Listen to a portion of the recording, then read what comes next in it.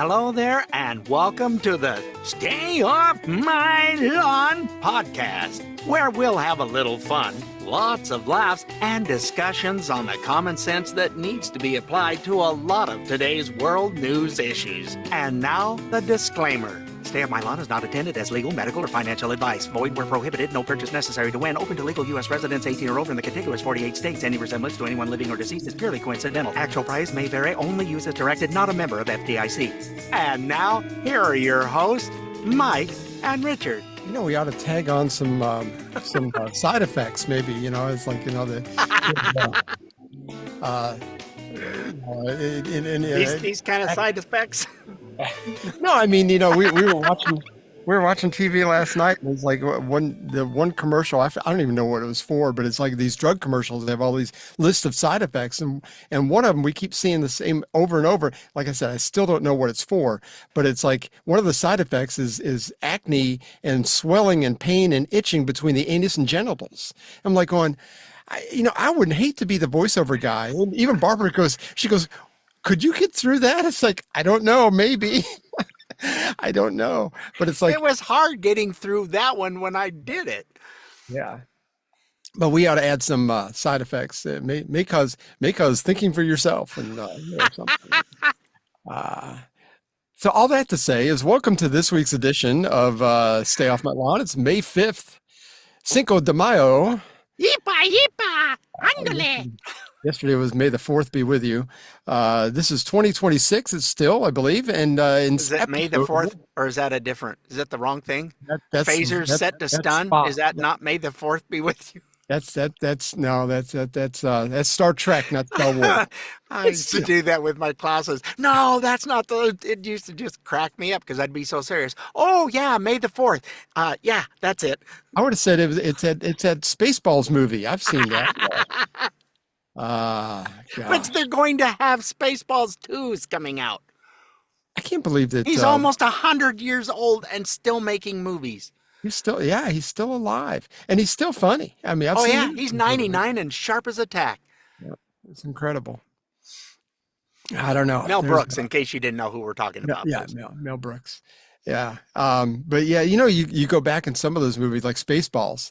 I watched Spaceballs probably 15, 20 years ago again. And it's sort of like, and some of it was like, really?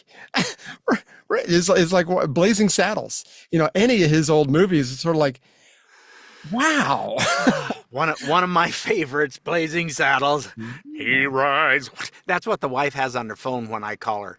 Oh, really? It starts out with whoosh, and just makes her jump every time it happens. It's like, really? Why do you have it on there for? But okay. That's why. Silly movies of that genre. One of my favorites is The Princess Bride. I mean, there's. Oh, my girls love that. My God, they saw that. Ay, ay, ay. What a great movie. What a great movie. Anyway. We sat and watched Maverick 2 again, the second one. Oh, did you? Top Gun Maverick the other day. And it's a really good 2. They're going to have 3. Are they really? Coming. So they'll have a trifecta, the triple, whatever. So. What's his name? Tom Cruise is like my age. So, I mean, he's going to come out there with a cane. He's just right at 60 or going to be this year or something. Oh, is that? Or maybe he's a little bit younger. He's pretty close to 60. He ain't far from it. If only there was something we could use to find out. I can't think of it. It might even be the same device you would use to, say, look up and find out how to get a birth certificate. Okay. Oh yes, it could be something. If there was something, I can't think of anything that we could have. So forget it. Okay, but we digress. We have things to do today. We do digress. But we do have, 76 countries? We appreciate each and every one of you. Thank you so much for listening. And the 3,000 downloads, and we're climbing, and we appreciate every one of you. Don't forget to tell a friend about us. We've gone from 55, I think, just back in February to 76. I mean, it's moving. And we're moving on up. Anyway, I don't know if it's the east side or not. And for me, it would be the west side. I'm really bad at directions, so I don't have any idea. If your income, let's say if you live in the state of Washington and your income is over $1 million, guess what? You're in for a treat. Yay! Oh boy, I love being a lefty. It's a pat on the back, a kiss on the forehead, whatever you want to say. I But don't know if that's exactly where the kiss is. no, it might be a slap in the face. Kind of hard to know. But starting in 2028, you're going to be taxed 9.9% every year for every dollar you earn over $1 million. We're going to take 10% of what you worked your tail off for. And I don't like hearing this. Oh, they inherited it. Yeah, there's not so much of that. No, a lot of people made it. Exactly. And and there's nothing wrong with making it. I mean, you got to think of. We just met Rick Jackson, who's running for governor here in the state of Georgia. He was at our local GOP meeting, and this, I think it was last Tuesday, and so we met him. Good guy. He was brought up in the foster care system. And by the time he was like 22, 23 years old, he had built a business where he was a multimillionaire, and he's a billionaire now. He can't be bought by outsiders, sort of like Trump in the same way. So I mean, but he's still a down to earth dude, and I think he's going to make a great governor. We've already voted. Early voting started last week here, and so we voted in the primary. So hopefully he'll be the nominee on the Republican side. I think we've got 6 or 7 people on the Republican side running for governor. There's something else Washington State is working on that probably will be struck down by their Supreme Court, but who knows? They're all lefties there. Yeah. They're also wanting to implement a income tax, which they don't currently have, and why people have moved there is that, well, you get to keep all of what you make, you get taxed elsewhere, but Right. so I'm sure and now sales tax is high. I know in Tennessee, sales tax is like 11%. So it's 8, I think, there. And by the way, just for your edification, yes, I did use that fancy device I was showing you. Tom Cruise is older than you are. He's is he? 63. Oh, goodness. Okay. Well, good. Well, Yeah, when you get up in that plane and you flip one of these switches. enjoy that third movie and try to eat a lot of prunes, because you never know when you get in that plane. Sometimes you're a good 20 minutes or so. Well, and in New York, Mom Donnie says that nobody should be a billionaire. Yeah. Really? Because he doesn't know anything about it. His parents worked their tail off, and they're worth all kinds of money. Well, eventually there'll be no billionaires left in New York anyway. So in his little bubble, there won't be any billionaires. No, So there won't. They yeah. will go. And you talk, people go, well, they shouldn't have that. Really? Did you sacrifice and live in your office and sleep there and eat there and not leave it for like 6 months trying to get things up and running? Because that's And that's all the you thing. did. You had no social life. That is it. Did Say you what you will sacrifice? about Bill Gates and Jeff Bezos and those guys that from the Pacific Northwest that worked their tail off and started off in their garage and did their thing. Now I think they're both of them are very distasteful people, but I Yes. mean they made their money. I mean, and Washington was one of only 9 states that didn't have any income tax, and I think this 10%, that's going to be every year. That 10% in New York is just a one-time deal. That's on net worth. This is only on income in Washington State. But yeah, Washington was one of only 9 states that doesn't have any income tax. So I mean, they're changing things around. They're looking around and going, yeah, but Jimmy down the street's got income tax. Why can't we have it? I don't understand. Well, and they're saying that there's going to be a huge influx of people from Washington into northern Idaho, Yeah, up around Lake Coeur d'Alene, and wouldn't be you got surprised. Sandpoint, and they're going to just come in there and ruin that like the Californians did our area. We've had so many people move in. In 5.5 years, 150,000 people have moved in to 2 counties. If you include 2 other counties, it's just under 200,000 in 5.5 years. And they're going, well, your traffic here is just like California. Yeah, it was fine until all you bozos moved here. How do you keep up with housing? Are they just building apartment buildings or what? Oh, they're going up just. It's like you see them starting all of a sudden, and they're up, and then cars are there. Yeah. The next time you go by, they're moved in. In the last 5 or 6 years around here, we've had a lot of apartment buildings being built, and traffic is outrageous. I mean, considering what it was 5, 6, 7 years ago, it's night and day. So we've got similar things. They're just coming from different places. Yeah. But Seattle's socialist mayor Katie Wilson responded exactly how you might think when asked about this. I think the claims that millionaires are going to leave our state are like super overblown, and if the ones that leave, like bye.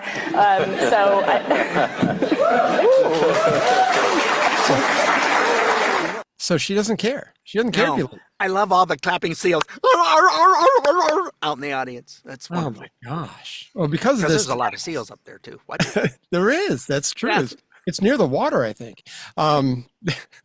Because of this tax, supposedly Starbucks, named synonymous with Seattle, is going to Nashville and reportedly investing $100 million in the project in Nashville for their corporate headquarters, or at least one of their corporate headquarters. I'm not sure, but they're moving about 2,000 corporate jobs, which probably make close to $1 million a year, to Nashville. So, I mean, Nashville's going to be overrun. I certainly wouldn't want to live there either.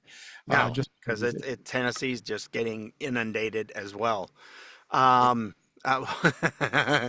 Apparently, she didn't see what happened to Hochul when she said that, and she just thinks that's all they're going to. Starbucks has also shut down a lot of their stores inside of Seattle proper. Yeah. They just shut them down. It's like, no, we're not paying that extra because you had a business. You had to pay people. I think it was up to something like $20 an hour to have somebody make you make coffee. Oh, $20 an hour. Okay, well, they went, yeah, we're not paying it, and then they just shut the stores down. So how's this working out for them so far? They had that strike not long ago. I got a little bit about that too. They had that strike that Starbucks had a strike against their company, and of course, is it Katie Porter? Is that her last name? In California? Yeah, no, in Seattle. Oh, Katie. No, Porter's in California. Oh, she's California. That loon in California trying to be a governor. Get out of my shit, I told you. Anyhow, she's such a wonderful human being. Anyway, this Katie person in Seattle, I can't think of her last name, was asked about this, and she did that socialist dance that they normally do to avoid the question. And here's how that went. What's your reaction to Starbucks yesterday? Do you have an additional comment about Starbucks expanding to Nashville? And this is a chance for us to ask you just your thoughts about it. And is there any concern about other businesses leaving? Because this is a big Starbucks in Seattle. This is again not the subject of our. But it's what the city's talking about too. Yeah, she didn't. It didn't matter. This is not what we're talking about right now. Too bad. And I like how the reporter said, well, they're having another corporate office. No, they're leaving Washington. They are packing up and going, yeah, but that's all, folks. And across the country.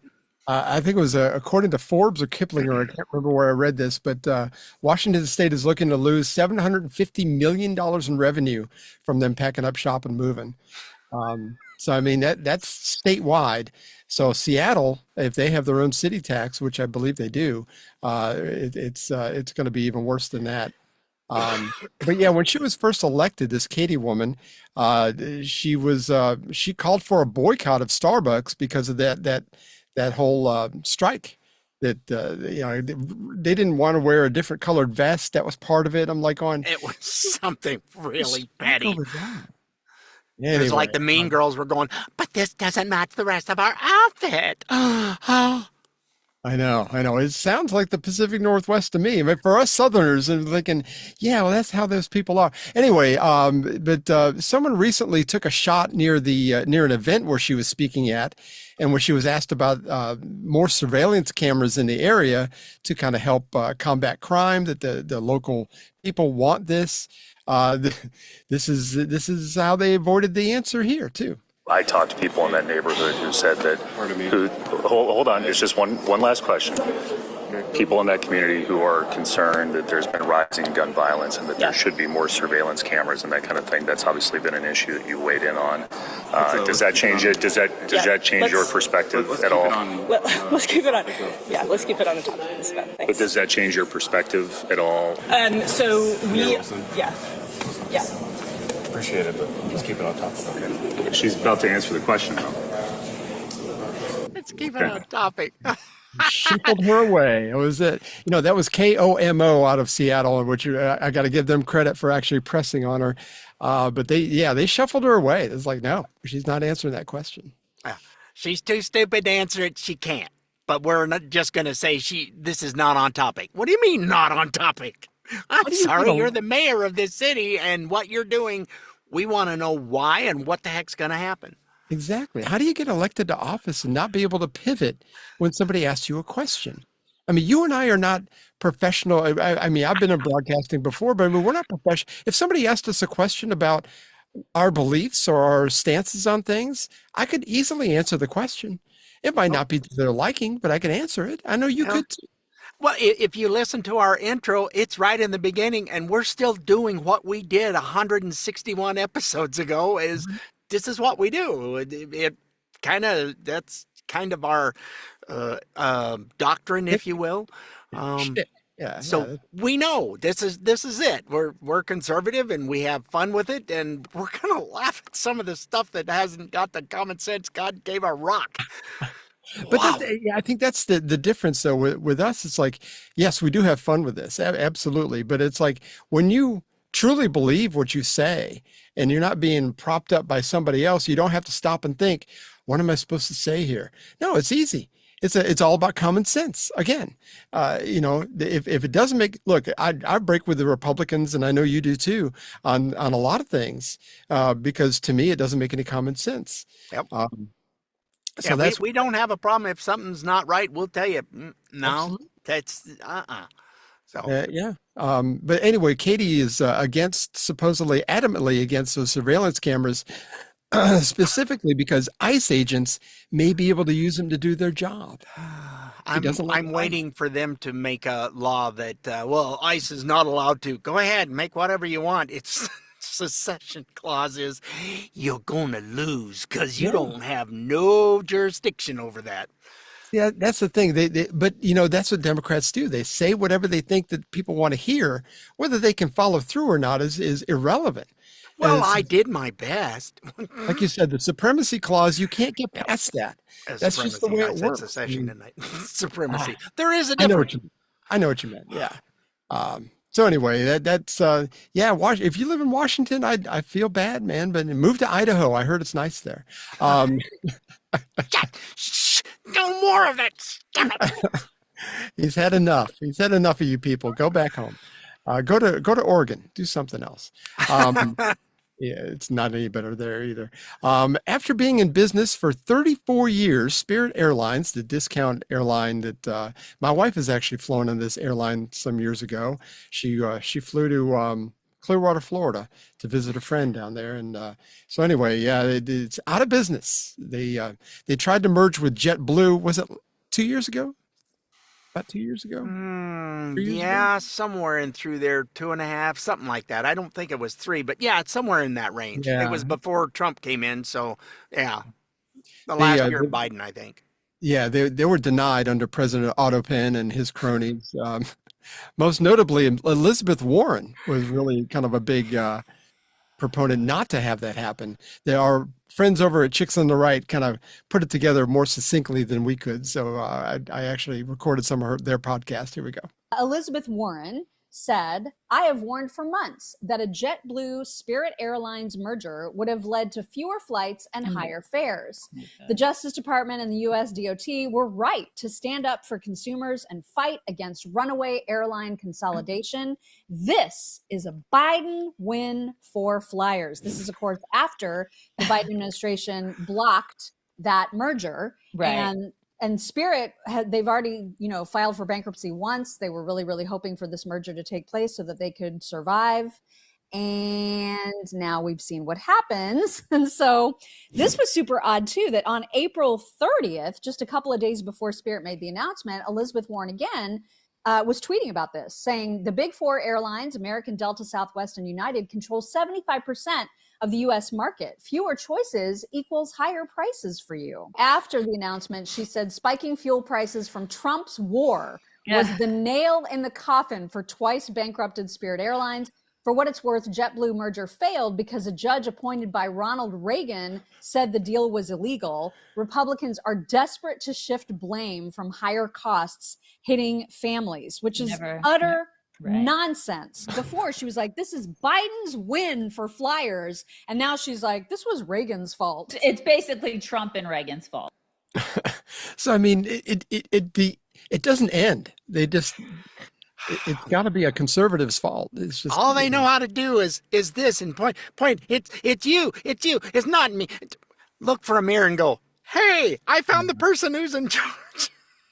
Now, the way I understand it, JetBlue was not necessarily one of those super low cost airlines like Spirit was, but if they consolidated, that would have been. We've got plenty of airlines that and some of them serve other parts of the country that don't get serviced by others, and I mean, we don't have a lot of.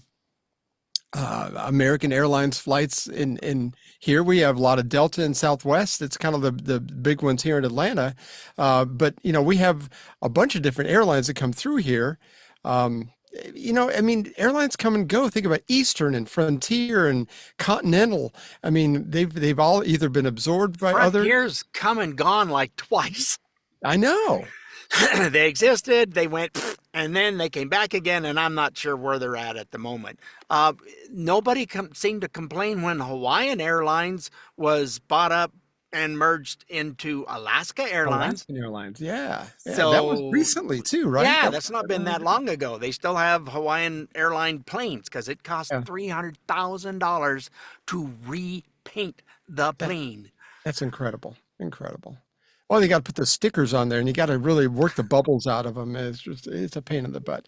So I don't know. I mean, it was such a win for the Biden administration not to approve or to make sure that wasn't approved, that merger. And now they're like going, well, you know, I mean, now over 1,000 jobs gone. It was all about the consumer. Now the consumer's paying anyway. It's insane, and it's Reagan's fault. Spirit and JetBlue would have been something probably getting to be bigger size, closer to Southwest. Yeah, probably. And they just didn't want that, I guess, you know, because big corporations always mean bad things. And Southwest is pretty big, and we're going to Texas pretty soon, and we got a pretty good deal on a flight to Texas, even with the high gas prices and everything. I mean, it wasn't terrible. It wasn't bank breaking. The flight to Hawaii wasn't anything great. Yeesh. You rich people go to Hawaii. We go to Houston. So, I don't have to pay no hotel fees, and I get to see grandsons all in one swath. Oh yeah, my daughter and son-in-law live there too. But yeah, those people. Yeah, them. Those people. Yeah, my granddaughters were over here yesterday. Oh, and it was like. And this is a completely side story, but we were laughing about this morning. Is that one of them sat on my lap, wanted to go outside. She came over and sat, and she goes, she kind of like grabbed a hold of my face. Papa, please, can we go outside? Please. And just looking at me with those little blue eyes, and I'm like going, and my wife had to turn away and look the other way because she was laughing. And I'm like going, he's not going to resist that. He's going to have to go outside. And that's what we did. Because we have been outside all day. And it's like, well, I had to go back outside and put our feet in the pool. Okay. Yeah, mine would stand behind him if I was trying to get after him about something, and they've got a face or whatever. She'd just go stand behind him, you know, laughing. It's like, you're not making this easy for me. No. My son and my wife both were like over there just hiding their face because they were dying. Hard not to laugh at him. I used to laugh at my oldest one so much that she asked her mom, how come Daddy laughs at me all the time? She goes, my wife threw me under the bus. She goes, well, I don't know, dear. You'll have to ask him. So when I got home from work, she asked me. She goes, Dad, why do you laugh at me so much? Oh, sweetie, I'm not laughing at you. You just do things in a way that's funny that I hadn't thought of before, and it's okay. And I said, I'm not laughing at you. It's you do things I just would have never thought of. And I find them humorous. And she goes, okay. And that was it. That would just said, because you're silly. That's just because you're 3 and you're hilarious. Hilarious. Exactly. Yeah. Gee, goodness gracious. Anyway. Okay. Anyway, back to our regularly scheduled program. Oh, do I still have that? Oh, hang on a second. I don't think I have it anymore. I had a thing, and I don't have the thing anymore. Oh, we can do this. Okay, we have it. Anyway. Yeah, that was worth the wait. That was worth the wait. Or we could do this. A few moments later. Anyway, the radio show Charlemagne the God, or The Breakfast Club by guy Charlemagne the God, interviewed Ilhan Omar. I think it was she's last so week. hot to be interviewed. Oh, she was ready, and and you could just tell she was like just happy to be there. It's like I'm with my people. And since we're not on topic all the way around, this is actually on topic. Just read this morning that Somaliland, oh, you tell us when, we'll take her back. You just tell, and we will send her home because her family is not like there at all. Really? Wow. Yes. They left because her daddy was run out of the country because they were communist. Yeah. Who would have saw that? Like what I told you when she was talking to her husband, it's like, if you don't stop, I'm going to tell mom. Yeah. Anyway, because she married a brother. That was the best one I've seen you do in a while. It just cracked me up. That's pretty good. Anyway, my grandpa, Uncle Daddy. Anyway. She didn't expect any tough questions, and it kind of made her dance too, just like Katie did. And here's how that went. I haven't seen a single investigation. That's what I was wanting to know. Yeah, so is there an investigation? If you know of some, let me know. I wouldn't call it an investigation. Yeah. There's just been a focus on the rapid increase in your household wealth tied to your husband's company. Well, they have to make a choice to investigate, right? Like, do they choose to investigate or not? I mean, if you've done something illegal, you would investigate. But they're not investigating you.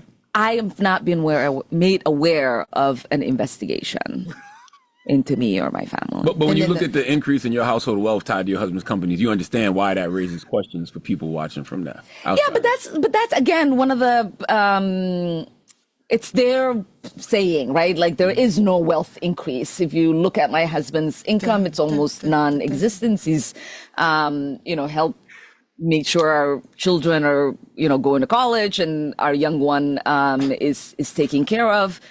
There is no wealth. There are ranges to businesses that he was invested in. I'm pretty sure. I don't even know what.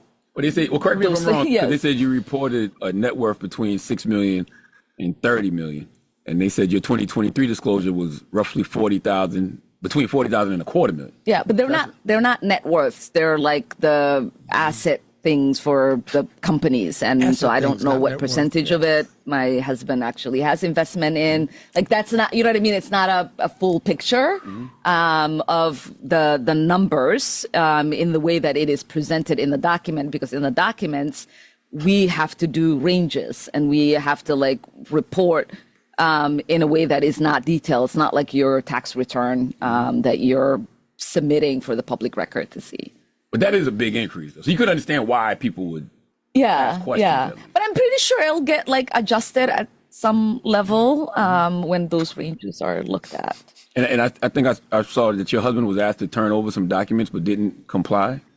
So is that true? From who? I don't know. I guess the Department of Justice, I don't know. The House Oversight Committee and the Government Reform Committee. That was what was reported. That I think it was early on in January, February, that he was asked to turn over emails and different things. And there is no oversight that the Oversight Committee has over my husband or me. So why would you submit documents to an entity that has nothing to do with you? Oh, okay. Yeah, they have oversight over the government, and ethics is the one that has oversight over the member, not the spouse. But you are the government. You work for the government. I mean, Christmas. Oh my Lord, he was dancing up a storm.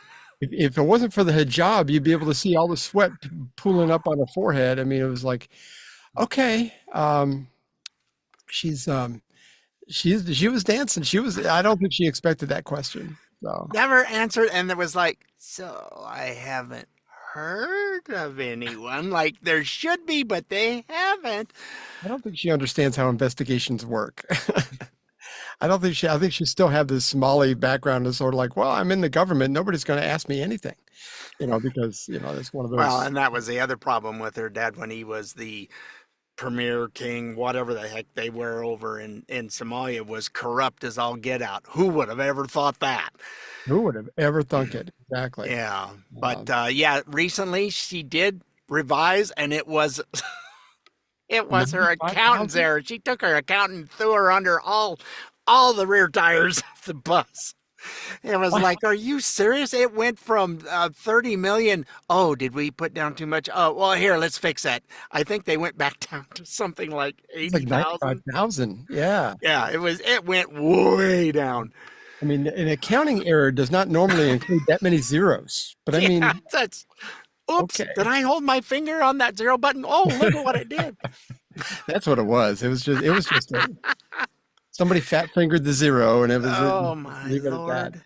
But all this is starting to happen while the acting AG Todd Blanche has been in charge, which I've been impressed with him. I got to admit, he's done more than talk heavy Bondi did. Yep, absolutely. And I'm not I wanted Pam Bondi to do well, but she didn't do jack. And this guy's, he's only been in charge for about a month now, and he's put investigations into the Minneapolis child care fraud, the California hospice centers, the Fauci inner circle stuff, that his number 2 guy, the SPLC fraud, of course now the James Comey thing. And of course we were talking about that during the promo, the James Comey thing.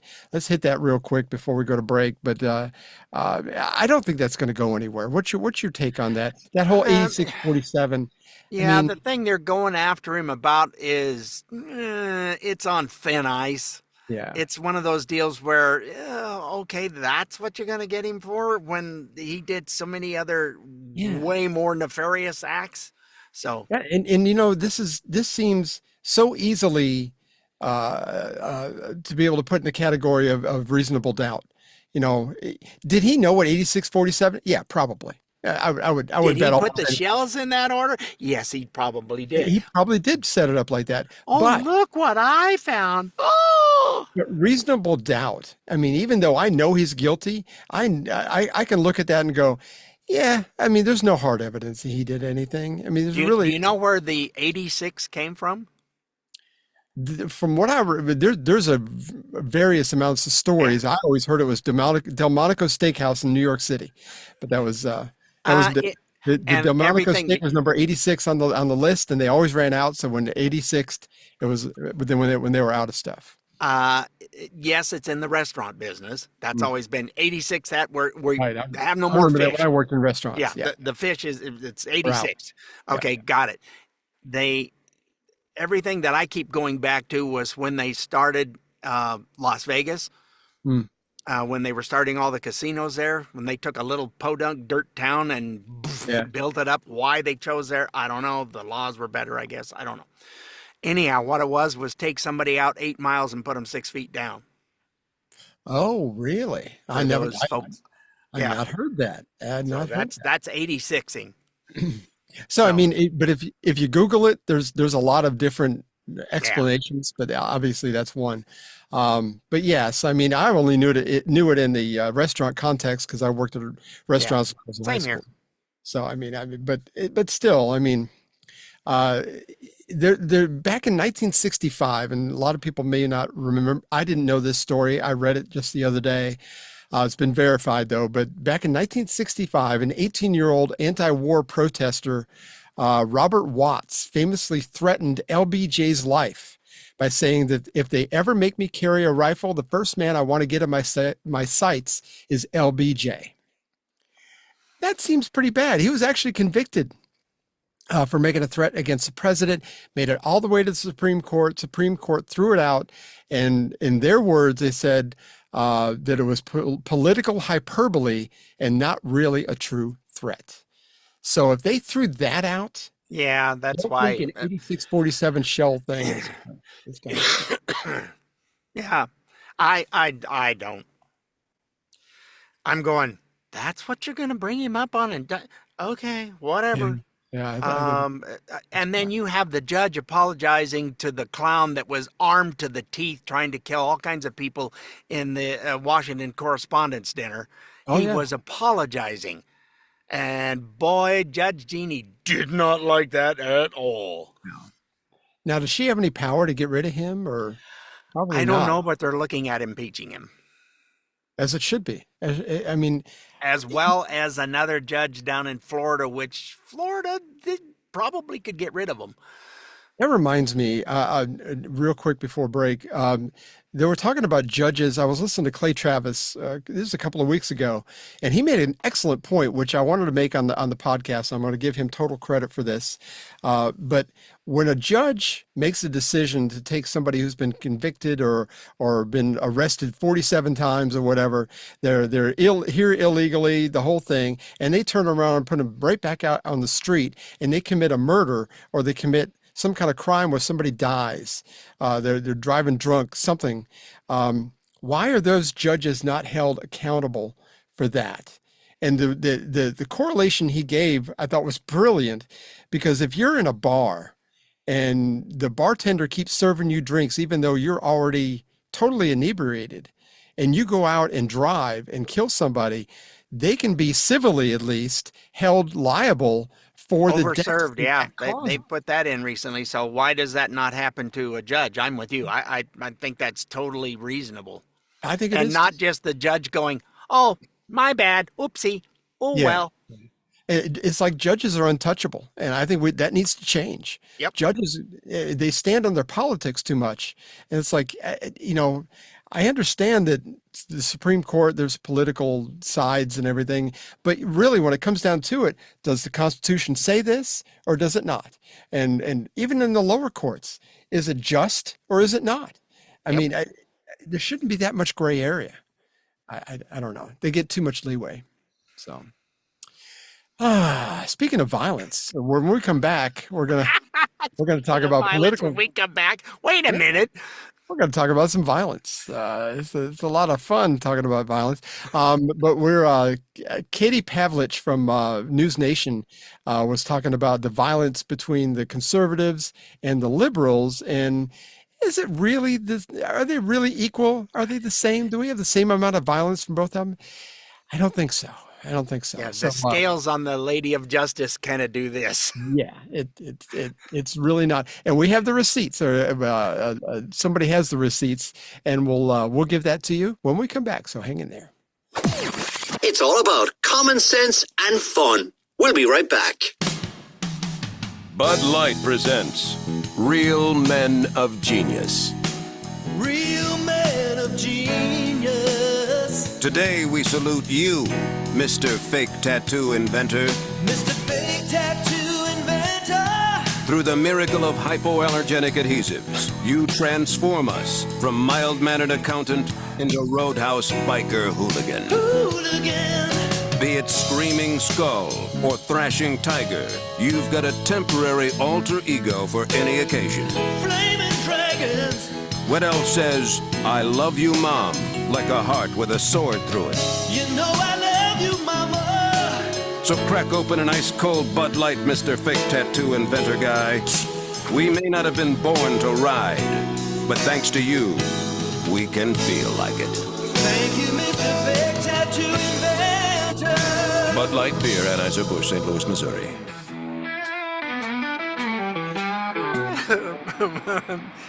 Oh, Lord. He was much anymore. His fake tattoos Those are the best. Used to get them in like bubblegum or in baseball cards and stuff. You used to get with bubblegum, and it would be, you don't even see that anymore. Do baseball cards come with gum anymore?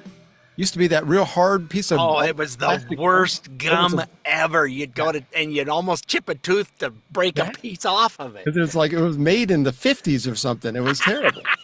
And it had all that, wasn't even powdered sugar, cornstarch over top of it. Whatever it was. Yeah. It was cornstarch. That's what they use. Yeah. I don't even know if they make that anymore. So you go, well, I just want to break it in half. You do that and it just shatter into a million pieces. Like a piece of glass. It was awful.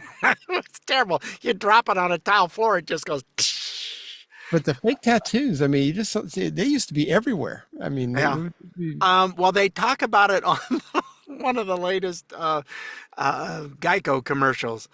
The guy pulls up, see, my newest boyfriend, he rides a motorcycle. Oh, it's just something to relax on the weekends with. Oh, well, that's nice. He's got a tattoo. He goes, yeah, my niece had it. See, she stuck it on there. Oh, that's adorable. I cut all my hair off. Well, I stand corrected. You look wonderful. She just wants to try to get back in her purse. And it's not working. It's hilarious. But the temporary tattoo was from his niece. And that's so cute. Yeah. You know. Yeah. You're a rebel without a clue with the temporary. I love it. Well, anyway, recently on News Nation, I think it was last week, Katie Pavlich asked Geraldo Rivera, of all people. Oh, jeez. I wouldn't ask him for the time of day. But anyway, she asked him about political violence. And he, of course, gave the pat left-wing answer that it's equal on both sides. And Batia Ungar Sargon was there and was asked if she agreed. And she did not agree, and she brought the receipts. Here's how that went. Geraldo brought up this idea that the left and the right are equal when it comes to calls for violence or acts of violence. You have done an amazing job of digging through the data, and what did you find? All right, so Geraldo, see if you find this compelling, okay. All right?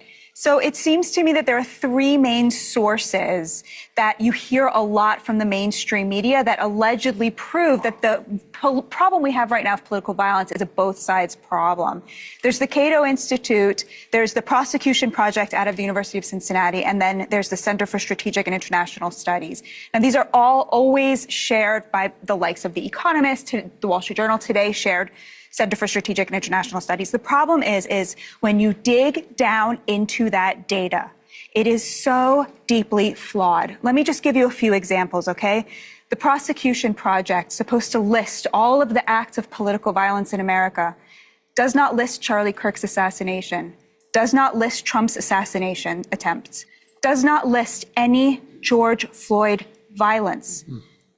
24 Americans lost their lives during those riots, not listed. But every white nationalist who's a drug dealer, that gets listed. So they list 33 white Aryan Nation people who had a meth lab. This is political violence because they happen to be white nationalists. All right, Cato does not list the 9/11 victims, does not list any George Floyd violence. Center for Strategic and International Studies, where does it get its data from?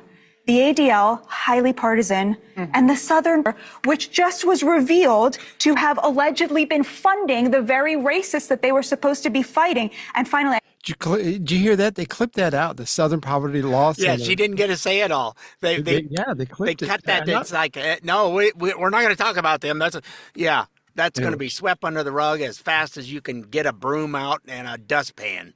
Anyway, she goes on here. I just have to mention this. The Center for Strategic and International Studies has in its methodology section, it says all anti-Semitism is right-wing. Any attacks on Jews or Jewish institutions, they reclassified it. If it was in the name of Palestinians, they reclassified it as ethno-nationalist. So by their definition, there's no such thing as left-wing anti-Semitism, which we all know is just nonsense. This is the data. It is flawed. Shame on the Wall Street Journal and shame on The Economist because they're giving a flawed view. And I totally agree with Katie. It would be so nice to say, kumbaya, we all share the problem. You cannot fix a problem if you are lying about what it is.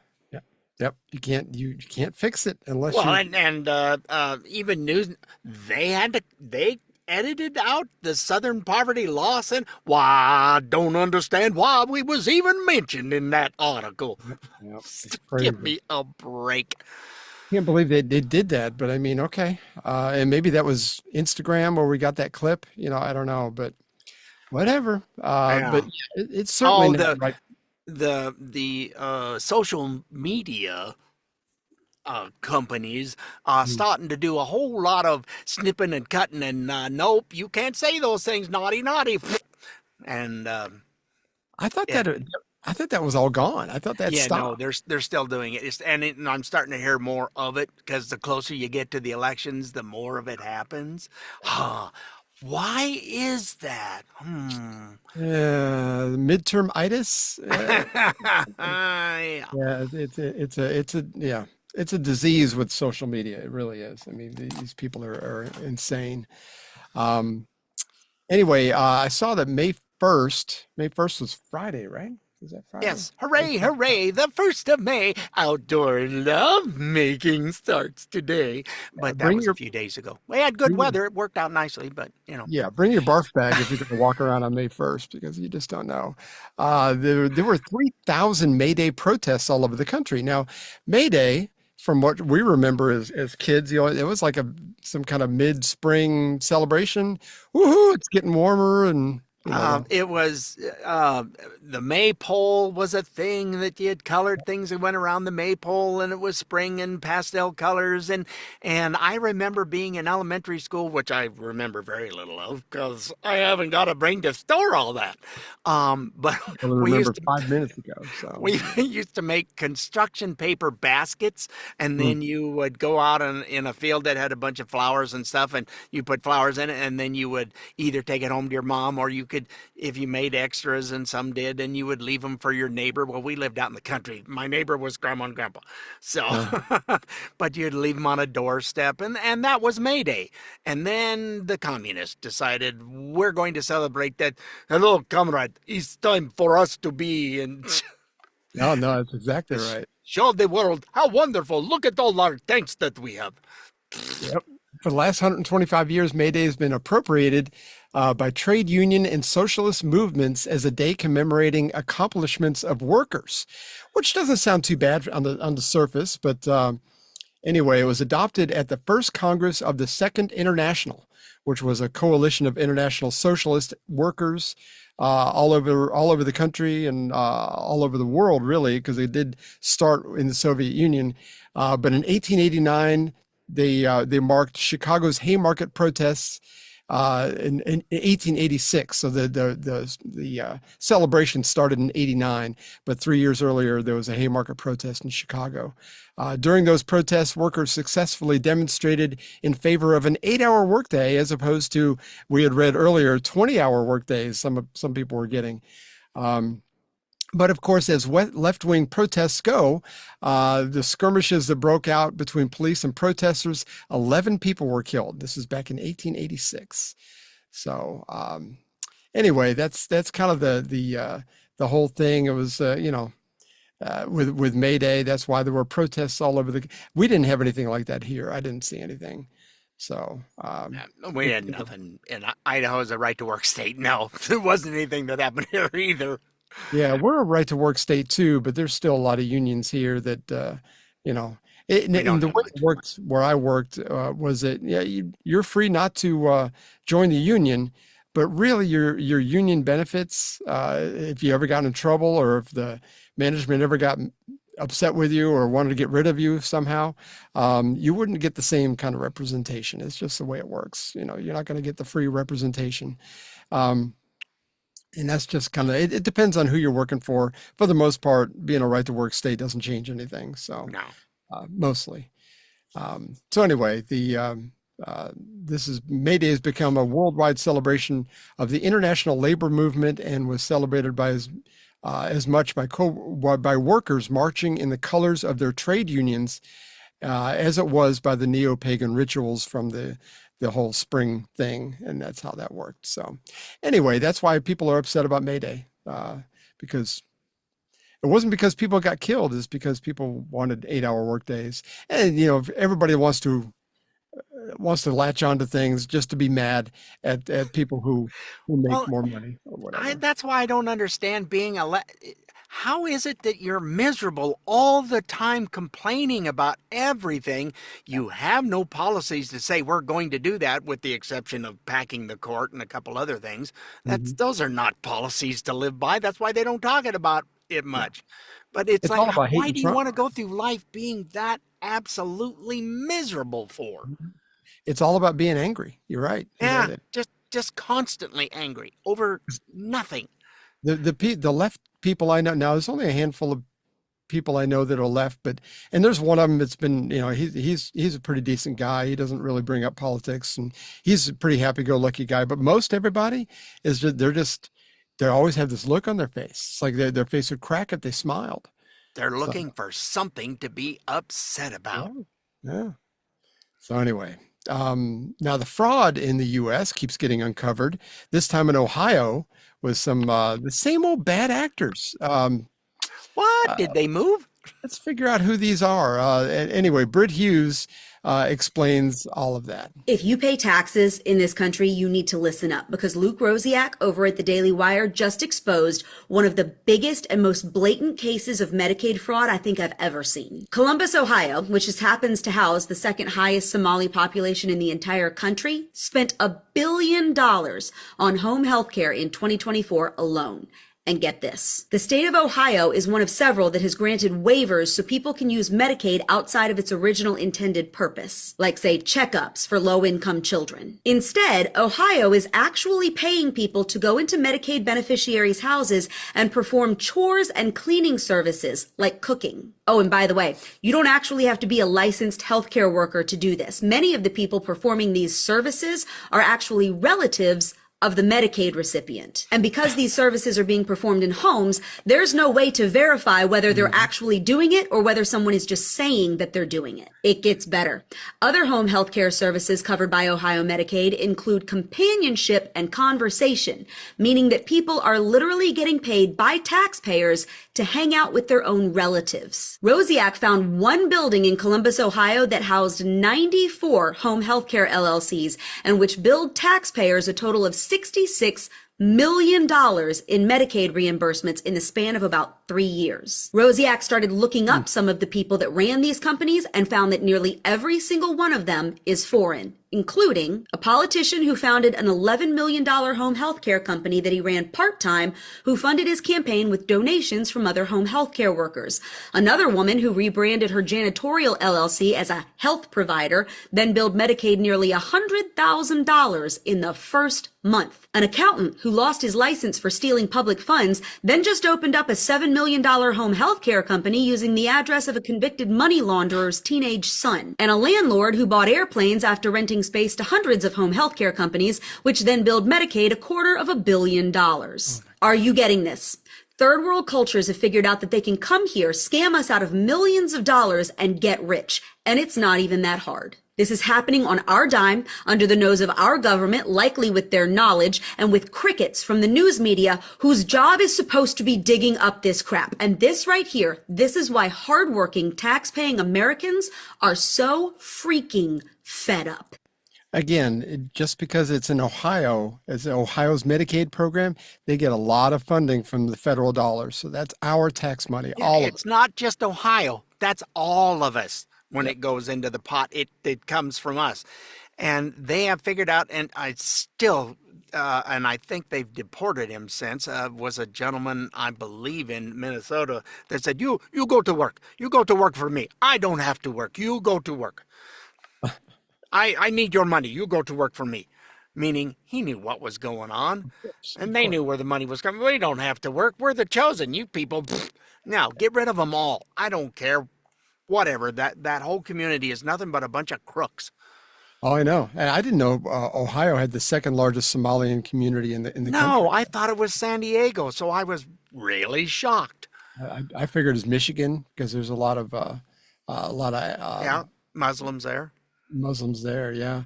So it's all just the fraud, and I believe we've just scratched the surface, because I bet every state in the country has something similar, because this paperwork, and if you've got this, is so easy to fill out, and you can just say that one building she said had 89 LLCs. I mean, I can fill out I've got a friend of mine that has an LLC for his voiceover business. It took him 10 minutes online and he got a thing in the mail. I mean, it cost him $100. I mean, so if you can bill Medicaid, $100 is nothing. It's a drop in the bucket. Yeah, and that's just what they're doing. They come over here, and 10 years, our buddy Gil from Texas. Oh yeah, yeah. Gosh, I can't think of his last name. It's Gil. Anyway, he was going over. Yeah, in 10 years, it's gone from 70 to 73% or something. In 10 years, it hasn't changed. It's still, that community has something like 75% of their residents are all on welfare and hasn't changed in 10 years. They come over here, you're paying me. We just sit on our butts and, it's ridiculous. Yep, it is. No, if you're not, and Trump was going, you're going to have to get out there and do, 20 hours at least of community service, something. You've got to go work for what you're being given, and you're not going to be allowed to sit on your keister. And they're getting a lot of pushback for that, but American people go, we like that idea. Exactly, because most of us have worked all our life and done things the right way. So, I mean, it's only fair. I mean, to bilk people's tax money. I mean, we give this tax money not out of our own volition, out of the kindness of our own heart. We give it to have the government funded to do the bare minimum. I don't want a lot of government, but to do the bare minimum, fix the roads and fund the schools and pay the teachers and pay the police officers. Yep. Totally get that. But man, when it comes to this kind of thing, we're talking billions and billions. Just in Minnesota alone and Southern California that we've known so far, not even counting this Ohio money, we're talking, a trillion billion between, a trillion, whatever, by the time you get some of the other stuff added up, enough's enough. What does the left keep doing? We need more money. We need more money. No, we need to spend our money properly, and we need to know where that money's going. This is our money. You are not over us. We elect you. And a lot of these folks are going, they're going to vote me out. Cronin probably will not be back in the Senate. Thune, his time comes, he'll be gone. Yeah, I think so too. And I know McConnell is gone. He said he wasn't going to come back. Like December or something. But I mean, he's gone now. Let's just put it that way. He's gone now. There was a big list of people that voted. Was it against not the SAVE Act, but something came out just recently. I think I sent you a link for that. But there was like 9 Republicans that voted for something that is like there's no reason a Republican should vote for that, and I can't remember what it was for. I sent it to my daughter-in-law. I have to look it up, but there's too many rhinos, way too many rhinos. They're as much of a problem as the liberal Democrats because they're putty in the hands of the people who give them money or just the Democrats themselves. It's annoying. It's annoying. In celebrating our 250th anniversary, actually in a couple of weeks, we are actually going to have a thing about birthright citizenship that Richard and I are going to record. And we're going to have that as one of because we're going to be out of town at the same time. We're going to be worldwide travelers. I better make sure my passport's in order to go to Hawaii. Go to Hawaii. Yeah. You do that, Ilhan. I thought I'm leaving the country. I'm moving to Hawaii. Some kid he goes, I got to guess. I got to get a passport. I'm going, what? You're going, okay. I'm going to Alabama. I need to take my partial out and have my passport. So you'll look like a local? Exactly. But anyway, with the 250th anniversary, which we're not hearing a lot about, we're going to talk more about that. We're going to have that as a podcast. I don't even remember what week it is. It's a week in June anyway. Is that the one in June? No, it's the one in, we're both going to be gone the 26th of May of this month, like in 3 weeks. So yeah, I got to get on this in the next couple of days. Yeah, we'll have that. It was my idea and I haven't recorded it yet. You won't miss us too much. We're still going to be in your face. So, we'll have something every week. We won't miss anything. But anyway, Glenn Beck did an event called America 250 that was at Ellis Island up in New York this past weekend. And he told a story that I had never heard, but a lot of us need to hear about an immigrant from Scotland. Here we go. As we were doing our research for this evening, and I was looking at the names of the people who came, Tina picked the date. She secured the building. She did all of the hard work. And as she gave me the date, I thought, I wonder if this date has any significance in history with Ellis Island. I want to tell you a story of a young woman in particular that you probably have never heard of. Her name was Mary Ann. She was born on the remote island of Lewis in Scotland. This is a place of hard, scrapping life, high winds. It was 1930. She was 18 years old, and she got on a boat to come to Ellis Island in 1930 on May 2nd. Today is the anniversary. She arrived here 11 days later. She was bound for Ellis Island and the United States of America. I want to show you a picture. It's a painting that I did, and then I ran out of time and talent, and so I asked a good friend of mine to help me, Mike Malm, who is an amazing portrait artist. This is how I envisioned her coming into the United States. She came here, she wasn't chasing fame, she wasn't chasing riches or power. She came just for the opportunity. Her sister was already here and found a job. And so she decided to come. She stood in this room and wrote her name down, Mary Ann McLeod. And next to it, what's your job? Domestic. She and her sister were maids. She came to America knowing that she would serve and clean the houses and the toilets of the wealthy families here in New York. And she roomed with her sister together. And they lived and worked hard through the worst days of the Depression. And she persevered. She's here for 6 years and she meets a man. She marries him. His name is Fred. He was the son of German immigrants. In 1942, she became a citizen, and Mary and Fred would end up having 5 children, 2 daughters and 3 sons. And one of those sons, they named him Donald.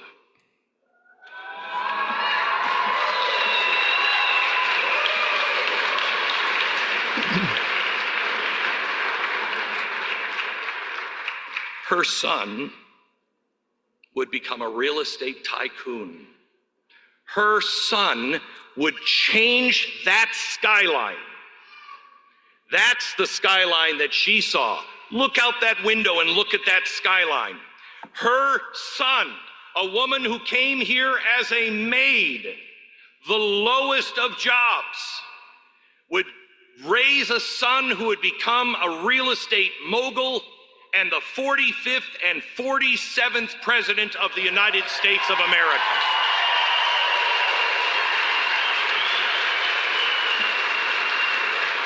Scotland, give us your wretched refuse. Send them to us. See what the people you deem not worthy.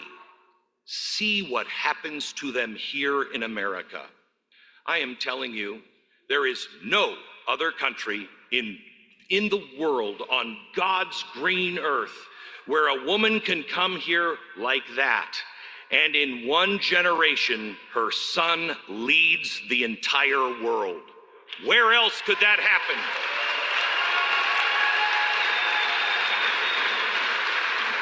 Pretty cool story. I had never heard anything like that. I hadn't either. That's God bless America, as they say. It's, Yeah. I have stuff with my family coming in on my grandfather's side and settled in Missouri, and they had when Missouri was open to go get, they had 2 sections, so roughly 1,220 whatever acres it is. 640 I think is a section, and so if you get 2, that's 1,280. And I've learned all about my heritage and where it was at, and working the land, and then my grandfather rode the rails, worked hard. He rode underneath because he couldn't afford to go out west, and end up having property, and you can't just do that just anywhere. No. You got to be motivated, and if you're motivated, that's what this country does. If you're motivated, you can do well. I just talked to a friend of mine that I went to high school with last week, and he went to college, and he does some consulting work for different safety places all over the country. He flies everywhere, and he does well. But for me, I mean, college was out of the question for me. I don't think I had the grades necessarily, but I also didn't have the money. And back then, if you didn't have the money, you didn't go. Yeah. Nobody racked up $100,000 worth of debt to go to college back then. Certainly nobody in my family. So it was like, so I come from when my family came here, at least on my father's side, I don't know much about my mother's side, but from my father's side, it was in the 1870s, I think, and blue collar people the whole way through, a lot of military service, a lot of just working. And we continue that today. My son works in a tire factory, and I worked at a brewery, and I mean, all these. That's what America is, and I ended up making some good choices with money. I ended up retiring at 55, and if you can use America to your advantage, because we do have so many good freedoms and so many opportunities here that you can't find anywhere else, and people have taken it for granted. And I think it's time for people to understand that it's unique here as compared to the rest of the world, even Europe. Yep, it's amazing. I've got a nice piece of property that I have that I take care of in that, and I retired at 62 and actually making more money in retirement than I was when I worked. So we both kind of figure things out and for the long term. And the wife and I. 50 years last July, and life is good. If you've worked hard for stuff, who was it? Ben Shapiro was saying nobody should retire at 62. They're just, you sit in an office and you talk all day. Yes, it can be tiring, but it's not like you ran a heister every day for 8-10 hours a day. I ran a laundry route that some days were 12 to 15 hour days, and lumping and in and out of a truck and and that's why I got a new hip recently. I wore it out. And in my 40s, I had, or my early 50s, no, it was in my 40s. I had my C6, C7 fuse because of bouncing in and out of those trailers. I mean, your body breaks down when you do physical work. It breaks down. Yep. So, I mean, but you and I we grew up differently and had different paths and everything. But I mean, we ended up very similar in how we've ended up. I mean, we worked hard all our lives doing different things, but we're both very grateful for what we have and what's going on. I'm extremely grateful to be an American. Extremely grateful. Yep, love it to pieces. We hope you were somewhat informed and had fun like we did. Don't forget you can find us on iTunes, Spotify, iHeart, Amazon, Smart Speaker, Rumble, or wherever you get podcasts. That's where it is. Those pesky little, and if you don't know how to get a podcast, you can just go to our good old website of stayoffmylawn.us for all our past and present episodes. Right. We'll see you next week, folks. Toodles, and thanks so much for listening and telling a friend. We appreciate all the growth we've had recently, and we look forward to more of it. See you again next week. Well, we had fun and hope you did too. The opinions heard here today are not those of anyone other than Mike and Richard. If it made you laugh or go, or even, then we've done our job. Sort of. Well, mostly anyway. And if we made you think about things in a common sense manner, we welcome you to the club. And if it didn't, then just stay off my lawn. See you next time.